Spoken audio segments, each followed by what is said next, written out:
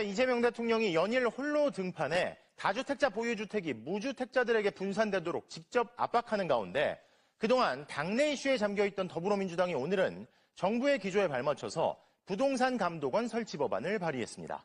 편법 거래와 탈세 등을 막기 위해 금융거래 정보를 샅샅이 살피고 직접 수사도 가능한 강력한 권한을 행사할 걸로 보이는데 과거의 특혜를 없애고 미래 꼼수를 막는 대책이 동시다발적으로 쏟아지는 겁니다. 이재욱 기자가 보도합니다.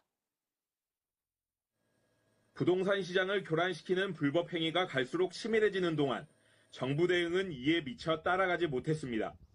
국토교통부는 부동산 거래 감시, 금융위원회는 대출과 거래자금 흐름 감독, 국세청은 세금 탈루와 편법 증여 조사 등 관계기관별로 기능이 분산돼 있는 데다 권한도 제한적이기 때문입니다.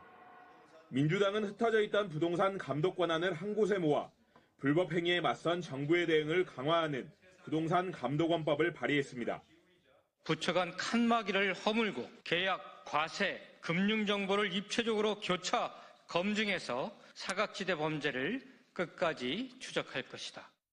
이재명 대통령의 대선 공약이기도 한 부동산 감독원은 국무총리 산하에 설치되는데 가장 눈에 띄는 기능은 수사권입니다. 특히 법안에는 효율적 조사를 위해 법원의 영장 없이도 부동산 감독원이 피조사자의 금융거래 정보와 대출 현황 등 신용정보를 열람할 권한을 부여하는 내용도 담았습니다. 이에 대해 국민의힘은 과도한 권한이라며 반발하고 있습니다. 부동산 감독원은 이름만 감독일 뿐 실제로는 상시 감시와 직접 수사를 결합한 초강력 권력기구에 가깝습니다. 그러나 민주당은 권한 남용을 막기 위해 정보 열람 시 사전에 반드시 부동산 감독협의회의 심의를 거치도록 했으며 금융감독원도 이미 비슷한 권한을 갖고 있다고 반박했습니다. 지금 현재도 금융실명법에 의하면 금감원이나 금융이나 예보 같은 경우에는 그 법에 근거해서 그런 자료들을 요구할 수 있어요.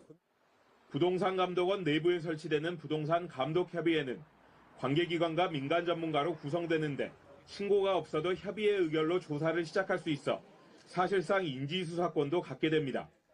정부 여당은 올해 상반기 안에 입법을 마무리한 뒤 하반기 중에 부동산 감독원을 정식 출범할 계획입니다. MBC 뉴스 이재욱입니다.